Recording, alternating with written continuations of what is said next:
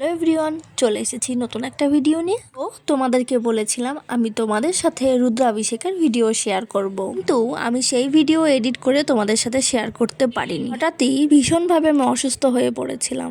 21 দিন মতন তোমাদের সাথে কোনো রকম কোনো ভিডিও বা ছবি কোনো কিছুই আমি শেয়ার করিনি। তো যাই হোক, আমি এখন অনেকটাই সুস্থ আছি। তা চলো তোমাদের সাথে রুদ্রাভিষেকের ভিডিওটা শেয়ার করি। সকাল সকাল ঘুম থেকে উঠে আমরা দুজনে রেডি হয়ে নিয়েছি।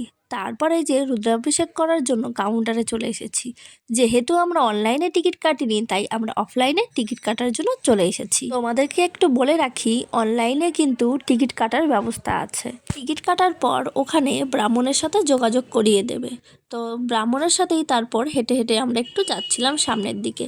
তারপর ডালা কিনে জুতো খুলে চলে গেলাম মন্দিরের দিকে। রুদ্রাভিষেক হলো ভগবান শিবের রুদ্ররূপের পুজো বা পবিত্র স্নান, যা হিন্দু ধর্মের অন্যতম শক্তিশালী এবং বৈদিক আচার। শিবলিঙ্গে গঙ্গার জল, দুধ, দই, ঘি, মধু, পঞ্চামৃত সহ বিভিন্ন পবিত্র উপাদান দিয়ে স্নান করিয়ে শ্রী রুদ্রাম মন্ত্র জপ করা হয়। পবিত্র উপাদান দিয়ে শিবলিঙ্গ স্নান করানো হয় এবং সাথে ওং নমঃ শিবায় ও রুদ্র মন্ত্র জপ করা হয়। তে অশুভ শক্তির নাশ করে এবং ভক্তের জীবনে শান্তি ও সমৃদ্ধি নিয়ে আসে। পাপ বিনাশ এবং পবিত্রতা অর্জনের জন্য গঙ্গার জল অভিষেক করতে হয়। দুধ অভিষেক করতে হয় স্বাস্থ্য এবং পারিবারিক সুখের জন্য। দই অভিষেক ভাগ্য বৃদ্ধি এবং বংশ পরম্পরায় আনন্দের জন্য। ঘি অভিষেক করতে হয় মানসিক শান্তি এবং গ্রহদ্বন্দ্ব দূর করার জন্য। বৈদিক ঐতিহ্য রুদ্রাষ্টাধ্যায়ী জপ এবং মহামৃত্যুঞ্জয় মন্ত্রের সাথে রুদ্রাভিষেক করা রাশিফলের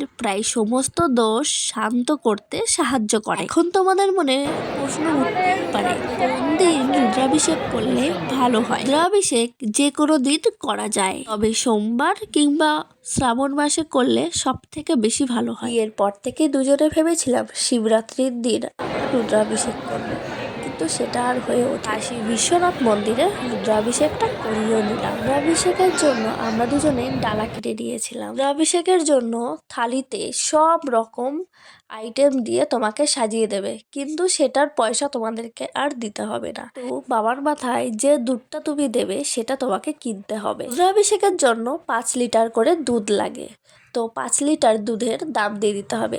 এবার যদি তুমি চাও যে আমি বাবার মাথায় 10 লিটার বা 15 লিটার দুধ দেব, তাহলে সেটা তুমি দিতেই পারো, তবে সেই টাকা দিয়ে দিতে হবে। যেহেতু মন্দিরের ভিতরে কোনো ফোন অ্যালাউ ছিল না, সেই কারণে আমাদের রুদ্রাভিষেকের পুরো ভিডিও তোমাদের সাথে শেয়ার করতে পারলাম না। বাইরের কিছু ভিডিও ক্লিপ তোমাদের সাথে শেয়ার করলাম। মন্দিরের ভিতরে আমরা 2 দিন ঢুকেছিলাম। প্রথম দিন রাতে ঢুকেছিলাম এবং রুদ্রাভিষেকের দিন সকালে ঢুকেছিলাম। মন্দিরের ভিতরে ঢুকলে ভাই রে ভাই, আলাদাই একটা ফিল লাগছিল।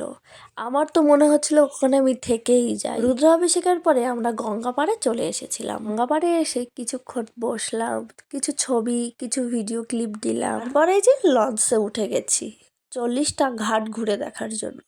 তো এই 40টা ঘাট ঘুরার ভিডিও তোমাদের সাথে আমি পরে শেয়ার করব। তো এই ছিল আমার ভিডিও, কেমন লাগলো জানিও। বাই, ভালো থেকো সবাই।